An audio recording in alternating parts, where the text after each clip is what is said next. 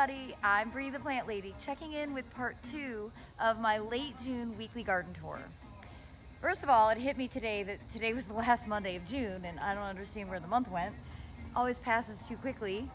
And it's hot and steamy and dry as can be, but my best supervisor, Ms. Sophia, has been helping me mulch today, and I'm really excited to show you some of the progress we've made getting some of the big beds cleared and replanted for summer. So let me turn this camera around so that you can get a close-up view.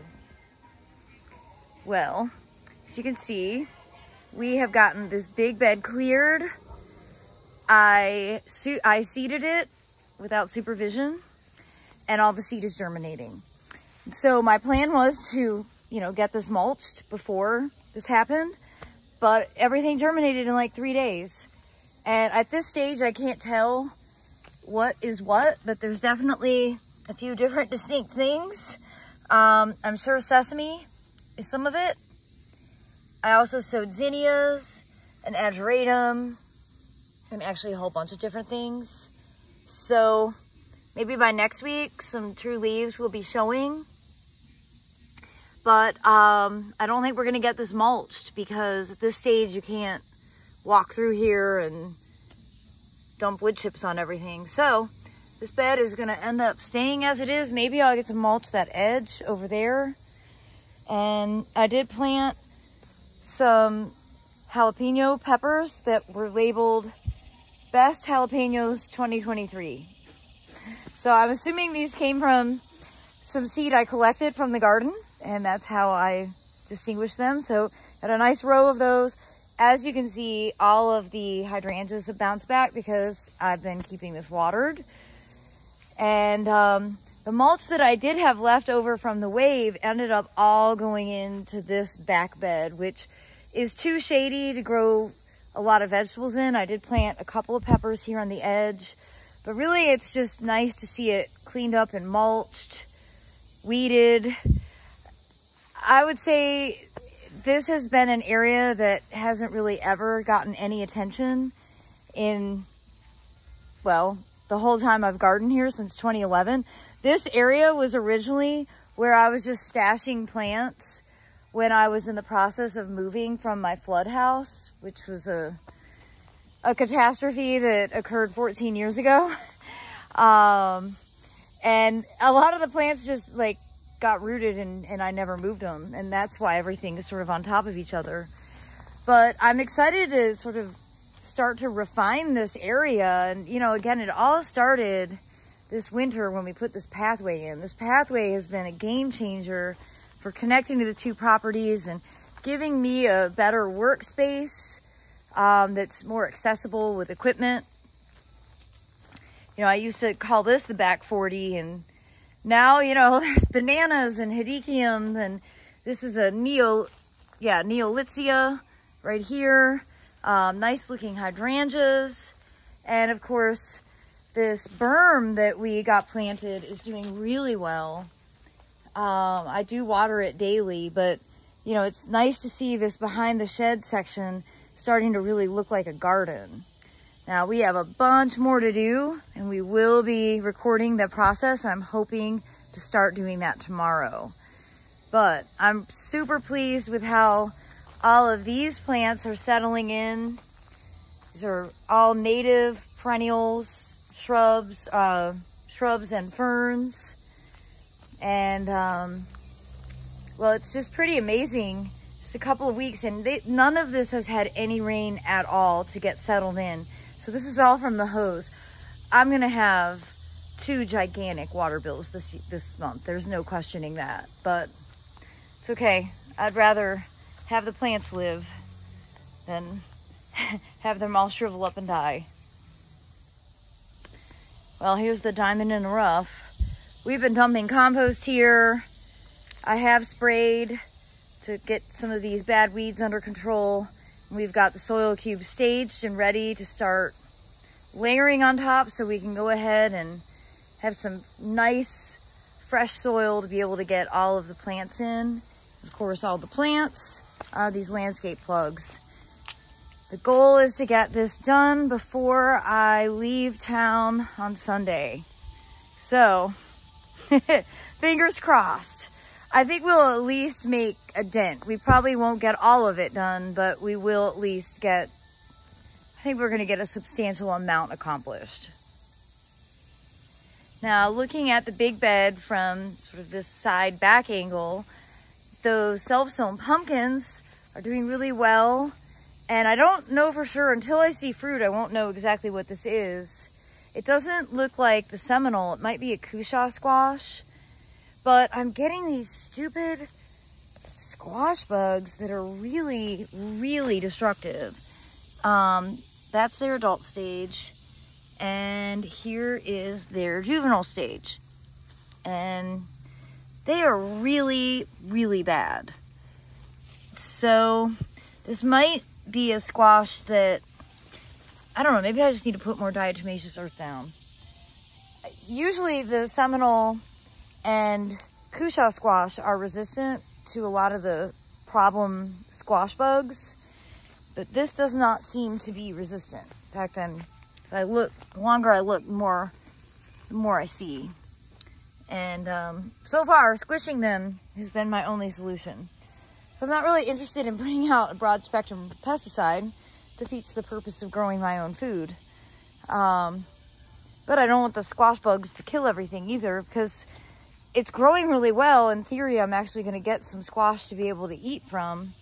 So just going to keep my eyes on that. I'm literally leaving the country on Sunday, so I'm not going to keep my eyes on it for very long. If I come back and it's dead, then that's fine. There's still plenty of time to plant squash and pumpkins here in the southeast. In fact, I usually recommend not planting your pumpkins until really between the 4th of July and July 15th. That way they don't get powdery mildew as badly. Now, under the sycamore is very shady. Remember, this is the sycamore whose parent went to the moon. Or I think actually it didn't go to the moon. It went to the space station with NASA. And so it's a special tree in that regard. It's still a sycamore. It's thirsty and messy. And it's providing a lot of shade. And I'm probably not going to be successful growing melons and squash under here. But I did go ahead and plant them because I had them. Planted some sorghum here just because this does get morning exposure. But again, it's probably, realistically, this is not enough sun. Probably should be loading this area up with hydrangeas and not seeding it. Famous last words. And just looking at this bed, you can see we did a huge cutback on this rosemary that was really blocking the pathway significantly. And these hydrangeas look terrible, but they aren't completely dead. You can see there is a little life. But realistically, I should move these out of here. I can keep this edge watered a lot more easily because I walk past here with a hose every day. Getting into this bed, especially as other stuff grows up, will continuously be a problem. So this is probably not the best bed to have a bunch of hydrangeas sited in. Just being realistic for my own gardening habits, and it's an important thing to recognize. And I just have to show you this pretty pocket. I haven't done anything to this section. And that's a great hibiscus that's about to burst into bloom. I don't remember the name. And this is a wonderful phlox, whose name I also don't know. And this is a great eucomis that I propagated from the Arboretum.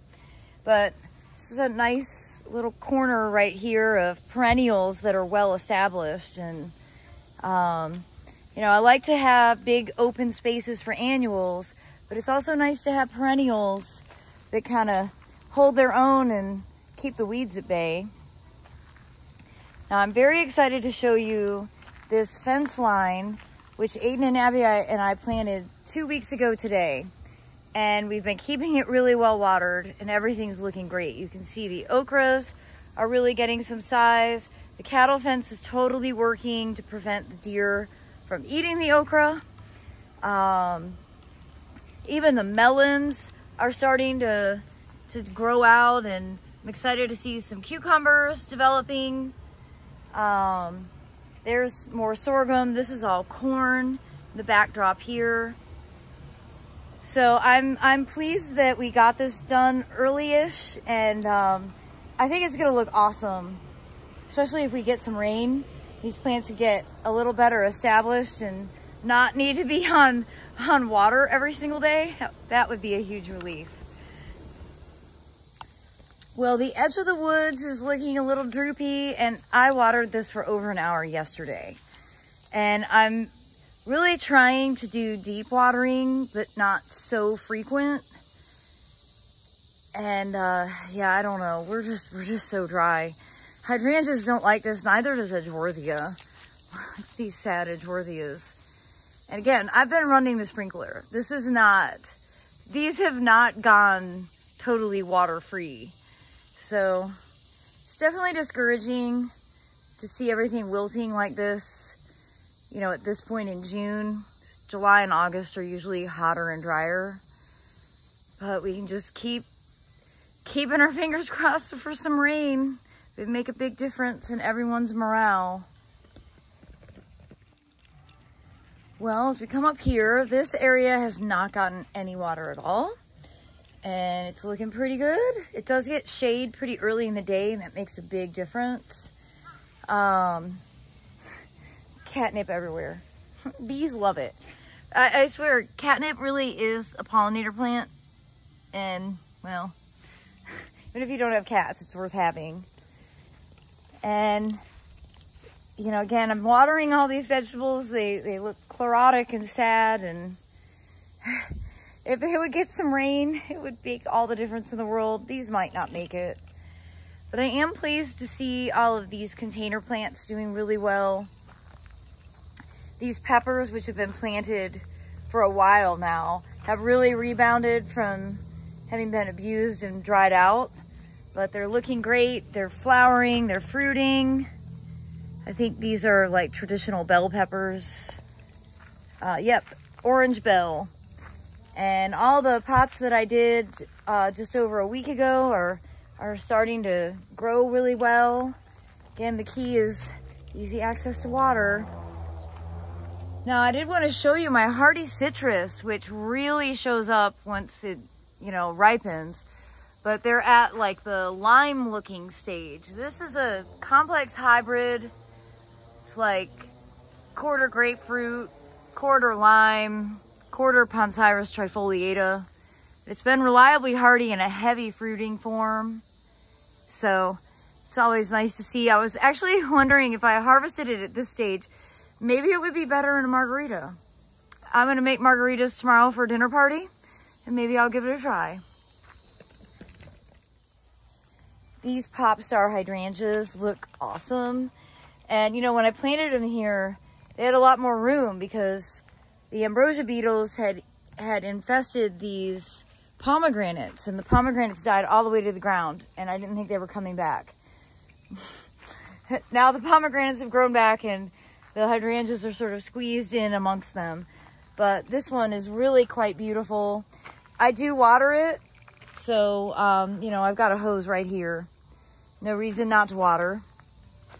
And I know I showed you this path yesterday, but I'm just really excited that I got it cleared. And I have not been watering the bananas, and the foliage is starting to show some signs of that. So probably start setting up a sprinkler out here just to make it so that not only do all the pots, you know, have a better chance of making it through this extreme heat, but I also would like to preserve the figs as best as possible, because I actually have a relatively good fruit set right now, and maybe this will be the year that they finally redeem themselves. But they won't redeem themselves if I let them dry out. So it is kind of a depressing state to be in, where you're like having to make decisions about what you're going to water and what you're not. But I just can't water all of this. So, and I really can't expect Aiden to water all of this while I'm in Europe. So we're going to comb over it and come up with a good plan. And, well, you know, just doing the best we can with the climate that we're dealing with. Well, everybody, I hope you'll find inspiration from this weekly garden tour and I look forward to catching back up with you when I return home sometime in July. I'll just give you the warning, probably expect that I'm going to be not posting videos for a little while just because I'm heading to Europe for a friend's wedding, and just gonna kind of live in the moment, not make a bunch of videos while I'm there. But I do look forward to catching back up with you all in mid-July, and I'm wishing you the best. Fingers crossed we all get some rain. Thanks so much for watching, and happy gardening.